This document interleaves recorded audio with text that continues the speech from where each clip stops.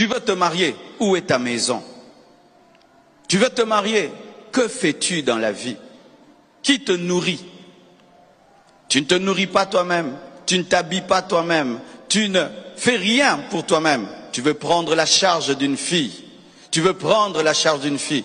Et si, directement après la lune de miel, elle tombe enceinte, comment tu vas l'amener à l'hôpital? Comment tu prendras soin d'un bébé?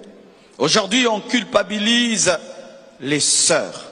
On dit qu'elles sont matérialistes. Non. Une fille qui te dit « Que fais-tu dans la vie ?» n'est pas matérialiste. Elle est pragmatique. Elle est pragmatique. Elle est réaliste. Il y a une différence entre le réalisme et le matérialisme. Parce qu'on ne paye pas le loyer avec « Je t'aime, bisous, bisous, bisous, câlin, câlin, dodo, dodo ». Alléluia. Tu as le droit de dire à ce garçon « Que fais-tu dans la vie ?» Parce qu'une fois qu'il t'épouse, ma sœur, tu peux mourir seulement parce que tu as la malaria. Des jeunes filles meurent aujourd'hui seulement parce qu'elle a la malaria. Le garçon ne sait pas le soigner. Pressé de te marier.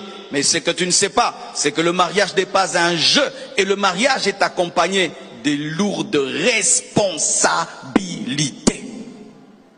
Si tu ne sais pas prendre soin de toi, ne t'engage pas. Et quand tu t'engageras et que tu te marieras, arrêtez de faire des fêtes qui vous coûtent les yeux de la tête. Faites des mariages simples. Faites des mariages simples. Faites des mariages. Je vais chanter ça. Faites des mariages simples. Tu imites ces garçons-là. Son père est millionnaire. Ton père n'est pas millionnaire. Arrêtez de faire des mariages de millionnaires alors que vos parents ne sont pas des millionnaires et que vous n'êtes pas des millionnaires. Lui, il peut se payer cette salle de fête-là. Il peut se payer cette limousine-là. Il peut se payer ces vêtements-là. Et ça ne dérange en rien son budget. Mais toi, tu vas t'endetter. Tu vas te dépouiller. Tu vas saigner. Rien que pour des belles photos. Des belles photos sur Instagram, sur Facebook. Tu vas t'endetter que pour ça. Je préfère que tu fasses un mariage sous un arbre avec 10 personnes. Tu es en jean, en basket, en polo. Et si même tu n'as pas une alliance en or, même en bois, en ivoire, on te bénit. Mais tu n'as la dette de personne. Tu n'as la dette de personne. Évitez de faire des fêtes. Vous invitez 2000 personnes que vous nourrissez. Invite tes vrais amis. Des gens qui vont danser, qui seront heureux, que des gens qui vous regardent là. Ils ne boivent pas, ils ne mangent pas, ils ne rient pas.